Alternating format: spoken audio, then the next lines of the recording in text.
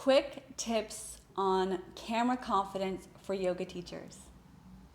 Number 1, smile before you hit record so that you're already smiling and ready to go.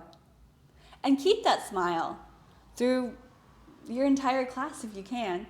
When you smile, it does something to your energy and also others around you who are watching and listening.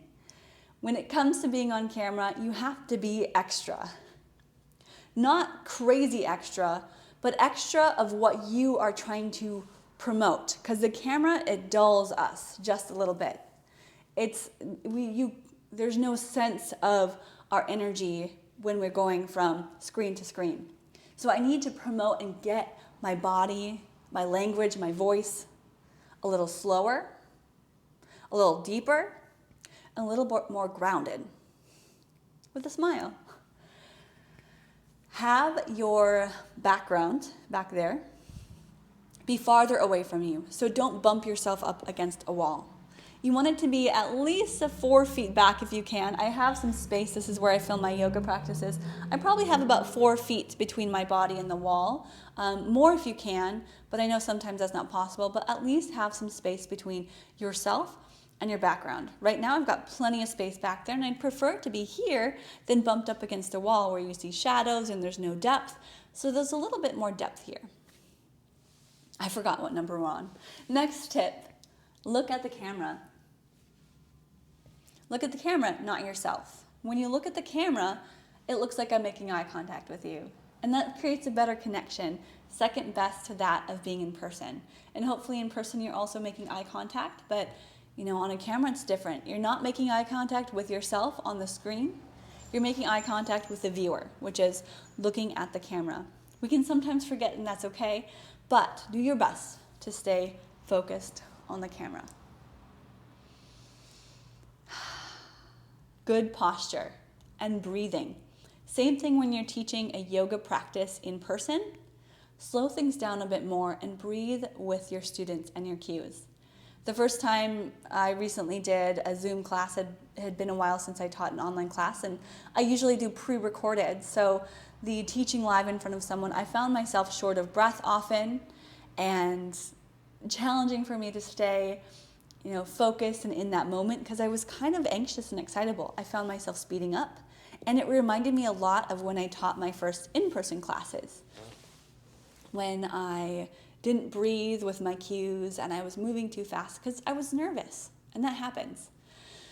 So take a deep breath, and it's okay to have silence. It's okay. Even more so when we're teaching online or teaching to a camera, it can feel tempting to fill the space that's empty. To be talking all the time and to not have as many pauses. At least I feel that way. Because I'm not getting that feedback. I'm not getting anyone else talking to me, so I think I should fill it. Leave room for space. White space. Mindful space. Feeling space. And breathing. You yourself have to breathe and have to slow down. Okay, next. When you are teaching either in person or on camera, your voice needs to be a little bit lower. Lower. I struggled with this, don't worry, it's something I've worked on, but your voice lower often comes off as the way that you are naturally. It also exudes confidence and calm. When you talk up here and you're just really excited, no. It's not going to work. It's not going to work as well as when we slow things down, create some calm and peace for yourself.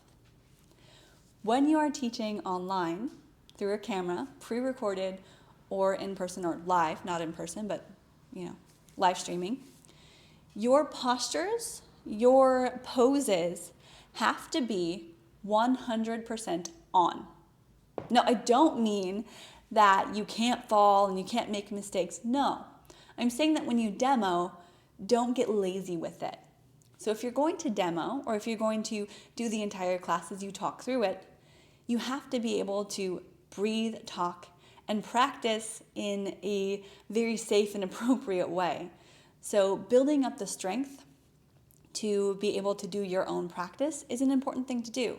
So you might need a little bit more training in your or practice or time to do your own practice to build up those muscles and that strength. Or if you're teaching a more relaxing yoga, then no big deal.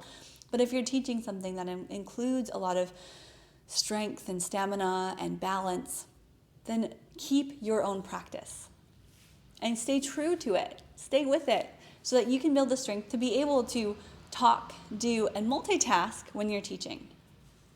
And this is a tip.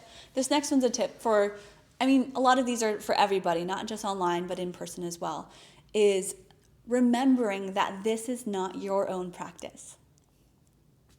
This is true for me, where now that we're doing a lot of online, I've been working very hard and teaching a lot of classes. And it might be easy to mistake that and say, oh, well, you're doing yoga all the time. You're teaching a lot. Teaching and practice are not the same. When I teach, it's not for me. Yes, I might get the physical benefits. I might get I might get a little stronger, but I'm not filling my own cup. Instead, I am projecting energy and my giving to those who are in my practice in my class. So doing your own practice while you're teaching is not your practice. Stay with your own practice, whether that's being led by someone else, doing a video, or your own quiet time, or you can just focus on yourself and your breath. So stick with your practice and do not let the excitement or the fear or whatever it is of teaching your classes keep you from your own practice. 5 minutes is all you need, maybe 10, maybe more. Keep practicing. Any other tips I might have? Lighting. Oh, that's one. Lighting. I have plenty of lighting here. It's very cloudy in this area. I live in Washington State on the west side, west of Seattle even. And it's oftentimes very cloudy, so it makes for really great lighting with these big windows. If you have the chance, use natural lighting. It's probably the best unless you've got huge sunspots coming in. But natural lighting is going to be the best for you if you've got big open windows during the daytime.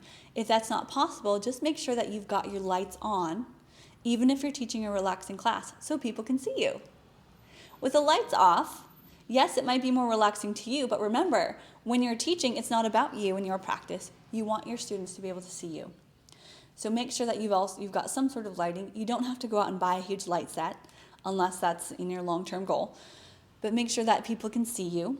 So you might even have to back up your camera, your phone, a little bit farther so that they can see your whole body.